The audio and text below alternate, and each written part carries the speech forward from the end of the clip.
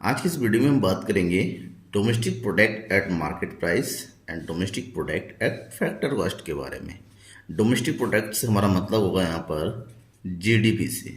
That means हमें बात करना है जीडीपी एमपी के बारे में और जीडीपी एफसी के बारे में कि एट मार्केट प्राइस क्या होता है, एट फैक्टर कॉस्ट क्या होता है, दोनों के बीच में क्या डिफरेंस होते हैं। नेशनल इनकम चैप्टर का एक टॉपिक है ये, क्लास 12 मैक्रो इकोनॉमिक्स, और आप देख रहे हैं द इकोनॉमिक्स गुरु एंड हरी। पूरी वीडियो को देखेंगे तो टॉपिक बिल्कुल क्लियर हो जाएगा, आपको पता चल जाएगा कि मार्केट प्राइस क्या होता है, फैक्टर कॉस्ट क्या होता है। अगर ध्यान में रखिएगा कि अगर हम टू सेक्टर इकोनॉमी की बात करते हैं, in two sector economy, two sector economy का मतलब क्या होता है? टू सेक्टर इकोनॉमी का मतलब होता है एक ऐसा इकोनॉमी जहां पर हमारे पास दो सेक्टर होते हैं। एक होता है हाउस होल्ड्स और दूसरा होता है प्रोड्यूसर्स। ठीक है ना, हाउस होल्ड होता है और दूसरा प्रोड्यूसर होता है। जब हमारे पास हाउस होल्ड और प्रोड्यूसर होता है, इसका मतलब यही हुआ कि यहाँ पर कोई गवर्नमेंट नहीं होता है, नो गवर्नमेंट सेक्टर। जब हमारे पास कोई गवर्नमेंट सेक्टर की हम बात नहीं करते इकोनॉमी में, इसका मतलब ये हुआ कि जीडीपी एमपी और जीडीपी एफसी में कोई डिफरेंस नहीं होता, यानी कि दोनों आपस में इक्वल होता है, चाहे जीडीपी एमपी की बात करें चाहे जीडीपी एफसी की बात। क्यों ऐसा? इसलिए होता है कि जब हाउस होल्ड और प्रोड्यूसर की बात होती है तब यहाँ पर ना ही किसी तरह की टैक्स की बात होती है, क्योंकि टैक्स गवर्नमेंट के थ्रू लगाया जाता है, ना ही यहाँ पर किसी तरह की सब्सिडीज की बात होती है जो गवर्नमेंट्स के थ्रू दिया जाता है। ठीक है ना, तो हम सिंपल सी बात करें कि जब इकोनॉमी में दो सेक्टर होते हैं तब मार्केट प्राइस और फैक्टर कॉस्ट में कोई डिफरेंस नहीं होता है। लेकिन जब हमारे पास, ठीक है ना, गवर्नमेंट आ जाता है, जब गवर्नमेंट सेक्टर को हम इंक्लूड कर लेते हैं, जब गवर्नमेंट सेक्टर को हम इंक्लूड करते हैं तब क्या होता है? जब गवर्नमेंट सेक्टर इंक्लूड हो जाएगा, जब गवर्नमेंट के थ्रू, ठीक है ना, टैक्स चार्ज किया जाता है, और यहां पर हमारा टैक्स होता है कौन सा? Indirect tax. जैसे जांच के डेट में कौन है? जीएसटी, चाहे सीजीएसटी हो, चाहे एसजीएसटी हो या आईजीएसटी हो, ये सब इनडायरेक्ट टैक्सेस है। गवर्नमेंट के थ्रू क्या होता है? किसी भी सामान पर टैक्स चार्ज किया जाता है। जब टैक्स चार्ज किया जाएगा तो जब कोई सामान बनता है, नॉर्मली अगर मान लीजिए फैक्ट्री से कोई सामान बन के आया है, तो फैक्ट्री में सामान बनाया है तो उसमें जितने भी फैक्टर कॉस्ट होते हैं उसका जो टोटल फैक्टर कॉस्ट जुड़ के आ जाता है। ठीक है ना, जैसे उसमें कितना लेबर लगा, प्लस उसमें कितना रेंट दिया गया, उसका इंटरेस्ट प्लस प्रॉफिट जुड़ के जितना भी आता है वैल्यू होता है, वो टोटल वैल्यू होता है फैक्टर कॉस्ट। लेकिन जैसे वो मार्केट प्राइस की हम बात करें तो मार्केट प्राइस में इसमें इंक्लूड हो जाएगा, क्या हो जाएगा? टैक्स। ठीक है ना। दूसरा आइटम होता है सब्सिडीज।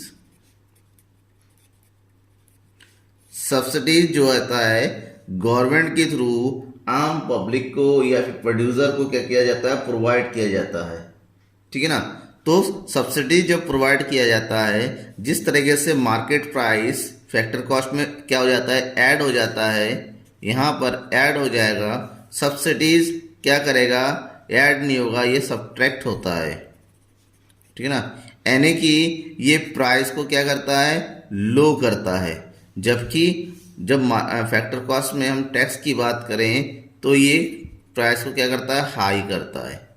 ठीक है ना, तो दो चीज है, गवर्नमेंट टैक्स चार्ज करती हैं और सब्सिडीज से पे करती है। टैक्स चार्ज करने से किसी भी चीज का रेट जो होता है क्या होता है? बढ़ जाता है, वो मार्केट प्राइस हो जाता है, और सब्सिडीज देने से उस चीज का प्राइस घट जाता है। फॉर एग्जाम्पल, कोई एक सामान है फैक्ट्री से में, टोटल उसका जो फैक्टर कॉस्ट होता है, ठीक है ना, वो कितना है? मान लीजिए 80 रुपीज़ है, गवर्नमेंट ने उस पर टैक्स चार्ज किया 20 रुपीज़, और जब उस पर सब्सिडीज दिया तो पता है सब्सिडीज दिया 10 रुपीज़ का, जो माइनस हो गया, यानी कि टैक्स ऐड करने के बाद उसकी कीमत कितनी होगी 100 रुपीज़।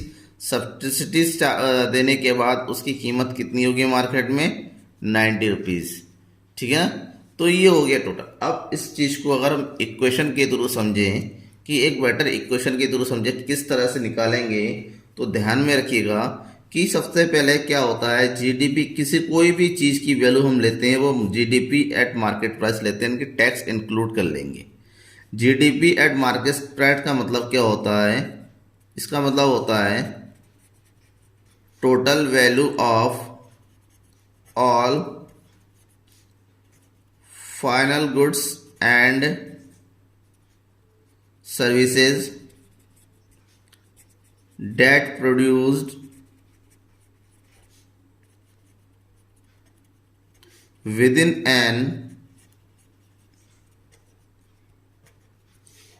accounting year